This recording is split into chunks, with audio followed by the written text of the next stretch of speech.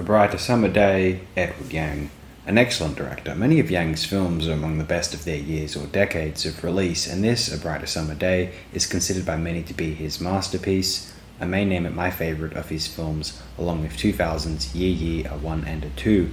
It is an act of extremely assertive and naturalistic yet highly cinematic film direction. The script is rather powerful, and would read like a rewarding, solid novel. No performance is ever in doubt, and its observations on youth and what we may term lost generations seem both sincere, in correspondence to our shared reality, and quite painfully timeless. For what it's worth, Yang claimed the incidents in the film were inspired by events he observed in his much younger life. If anyone is out there who wouldn't enjoy this film, I suspect that they are not inclined to this sort of film, rather long or subtitled, or a historical period epic, or a rumination on the tragedies that often befall the impoverished. But to those who suspect that they would or could like this film, I wonder if there is any to whom A Brighter Summer Day is not an exercise of wholly triumphant cinema, and excluding any CCP patriots either, some of whom have it in for Taiwanese cinema for rather immature reasons. Also from 1991 on this TSPDT list are Daughters of the Dust from Julie Dash, I remember that being a very good film. Van Gogh by Maurice Payalat, that's an excellent film, I'd recommend checking that out if you get the chance. My Own Private Idaho by Gus Van Sant, which most of you have probably at least heard of. La Belle Noiseuse by Jacques Rivette, that's a very interesting one from a very interesting filmmaker, I'd like to talk about them more someday. Point Break, for some fairly dumb reasons. The Lovers on the Bridge by Leos Carax, I do really like that one. He doesn't have a large amount of features of why I tend to quite like them. The Double Life of Veronique, Krzysztof Kieslowski, a tremendous genius. I don't think he directed a feature which I wasn't somberly impressed by. Barton Fink, that has been discussed on the channel before, my favourite from the Coen brothers, and somewhere among my favourite movies generally. Thelma and Louise, nah, I don't need that one, but maybe others do. Raise the Red Lantern by Zhang Yimou, a very powerful movie, I would like to watch that again. Haven't seen it since I was around 18, and that was a really impressed 18-year-old, I recall it rather vividly.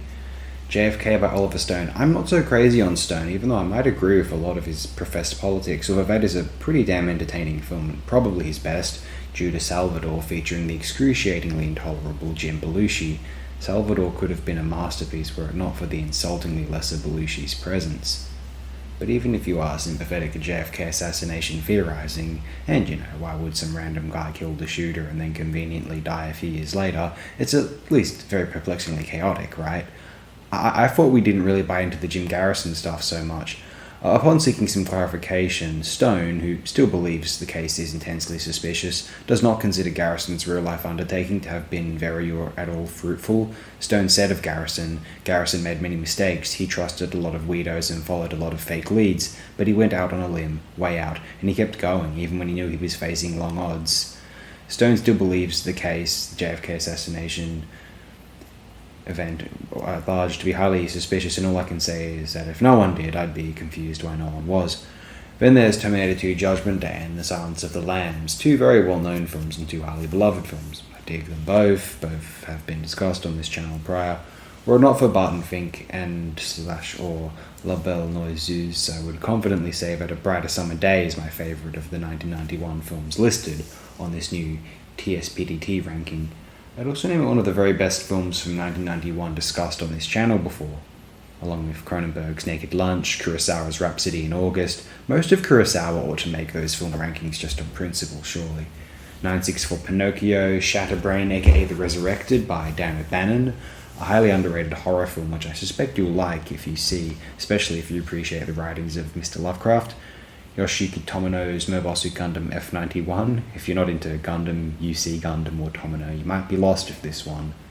Oshi's Kerberos Panzer Cops, or Stray Dog Kerberos Panzer Cops, one of many amazing features from the irritatingly imaginative and original director Mr. Oshii.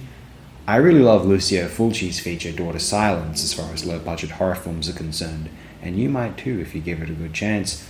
David Blair's unfathomable, earth-shifting wax with a discovery of television among the bees, really plausibly my favourite from this year, and one of my 5 favourites of the entire decade in general. Michael Snow's feature to Lavoisier, who died in the Reign of Terror, if you really want to go there, and I do.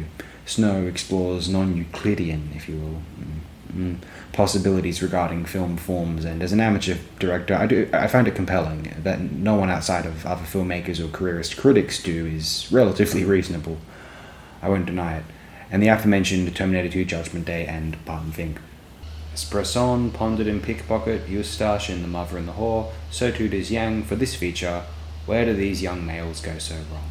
Okay, closing it here. Thank you, everyone. Try and stay out of trouble unless you're trying to help someone, in which case I hope you help them and avoid getting into too much trouble or damage. So do stay well, assuming you are well, and I hope you soon get well, assuming you aren't.